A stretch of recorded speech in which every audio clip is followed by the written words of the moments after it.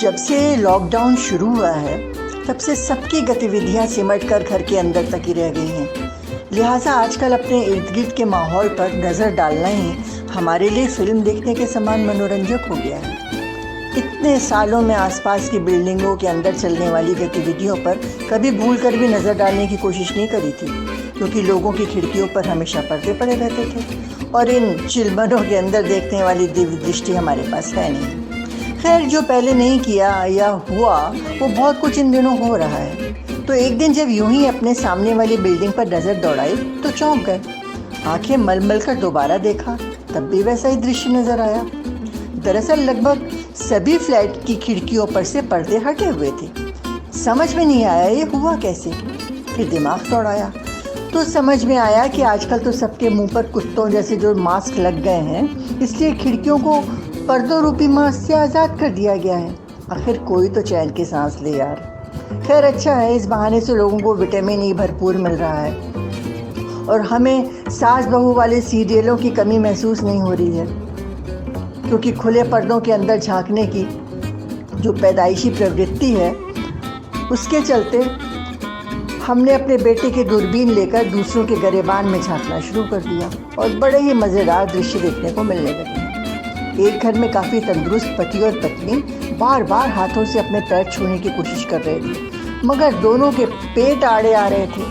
हम हैरानी से उन लोगों को ताक रहे थे कि आखिर ये लोग कर क्या रहे हैं। फिर समझ में आया कि घर में बैठे बैठे जो मोटापा चढ़ गया है उसे छांटने की कोशिश कर रहे हैं, मगर बड़ी देर तक कोशिश करने पर भी जब पेट ने रास्ता देने से इनकार कर दिया तो आमने सामने खड़े होकर एक दूसरे के पैर छूकर दोनों ने कसरत पूरी करी और तसल्ली की सांस लेकर फ्रिज खोलकर एक एक सॉफ्ट ड्रिंक निकाली और पीकर अपनी थकान उतारने लगे। हमने भी अपनी दूरबीन दूसरे खुले पर्दे की तरफ घुमा दी।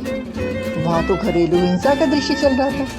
बेचारे पति देव रगड़ रगड़ कर पोंछा लगा रहे थे और श्रीमती जी उनसे बार बार किसी न किसी जगह नजर आ रहे अदृश्य दागों को साफ करवा रही थी और साथ ही उनका अनवरत भाषण सफाई विषय पर चल रहा था, जो हमें सुनाई तो नहीं दे रहा था, मगर हम दूरबीन के जरिए उनके लिप मूवमेंट को पढ़कर समझने की कोशिश जरूर कर रहे थे। शायद वो यही कह रही होंगी कि जब काम वाली बाई ऐसे ही चालू काम करती है तो वो उससे भी ऐसे ही बार बार सफाई करवाती हैं।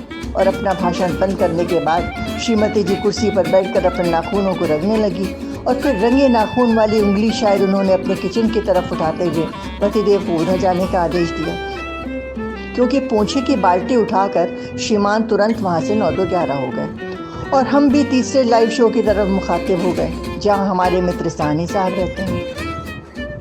एक बार तो अपनी इस हरकत पर बेहद शर्म आई कि हम अपने दोस्त के घर में ताका झाकी करके दोस्ती के रिश्ते में सेंध लगा रहे हैं, लेकिन तब तक हमको साहनी साहब के हाथ में ग्लास और सामने मेज़ पर रखे पकौड़े दिखाई दिए, तो हमको अपने ड्राई लॉकडाउन पर बहुत खींच आई साहब। साथ ही साहनी साहब पर भी बड़ा गुस्सा आया, इसलिए दूरबीन को अच्छी तरह साहनी के ग्लास पर फोकस करके देखने लगे।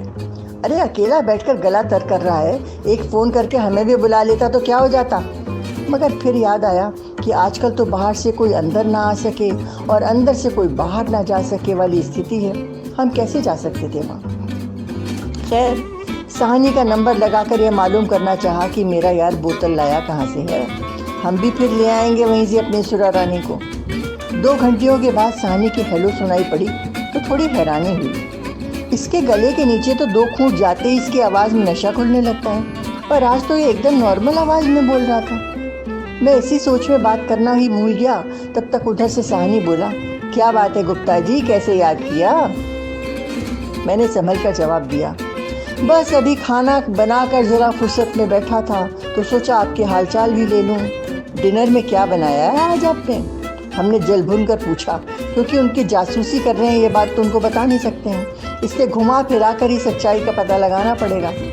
हमारी बात पूरी होते ही साहनी दहाड़ा, गुप्ता जी, गए वो दिन जब हम डिनर बनाते थे, आज तो पी रहे हैं और बीवी के हाथ के बने पकौड़े खा रहे हैं। तभी शायद भाभी जी वहाँ आ गई, क्योंकि साहनी साहब चिल्ला कर बोले, ओए संतोष, मैं तेनू क्या सी काजू फ्राई करने वास्ते तूने सुना नहीं, छेती लेके आ। हम फ़ोन पर साहनी साहब का ये रौबीला स्वर सुनकर मन ही मन जल रहे थे, इसलिए अपने घर में भी सुरा राज्य की स्थापना करने के इरादे से पूछा, साहनी साहब, खुद को हमारा दोस्त कहते हो और अकेले ही अपनी बोतल का जुगाड़ कर लिया, हमें बताया तक नहीं। हम साले बिना पिए सूखे जा रहे हैं। उधर कुछ देर सन्नाटा छाया रहा तो हमने अपना सवाल एक बार फिर दोहराया, जिस पर साहनी की धीमी आवाज़ आई, ज़रा संतोष को कमरे से जाने दीजिए गुप्ता जी, फिर आपको फ़ोन करता हूँ। और बंदे ने फ़ोन काट दिया।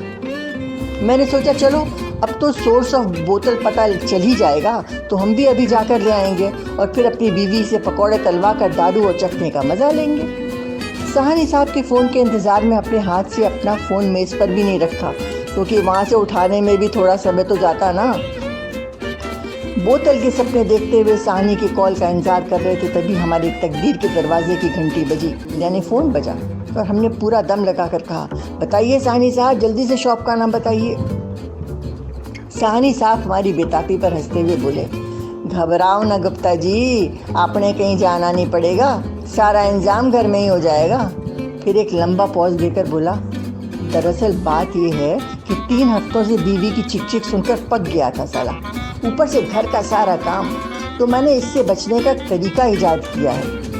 चाय का पानी उबालकर विस्की की बोतल में भर लिया है और सोडे की बोतल में ठंडा पानी लेकर यहाँ बैठ जाता हूँ और संतोष से कह देता हूँ कि आज से कोई काम नहीं करूँगा, सिर्फ पीऊँगा। तो उससे मनपसंद डिनर बनाने को कह दिया और अभी फ़िलहाल पकौड़े खा रहा हूँ। जब संतोष इधर आती है तो उसे दिखाने के लिए एक घूंट चाय का पानी पी लेता हूँ। कम से कम इस ड्रामे से घर के काम की मेहनत तो बच जाएगी ना। आप भी यही शुरू करो गुप्ता जी, क्योंकि दारू चाहे असली हो या नकली, मगर उसका रौब बीवी पर चलाना मुश्किल नहीं होता है। साहनी ने फ़ोन रख दिया।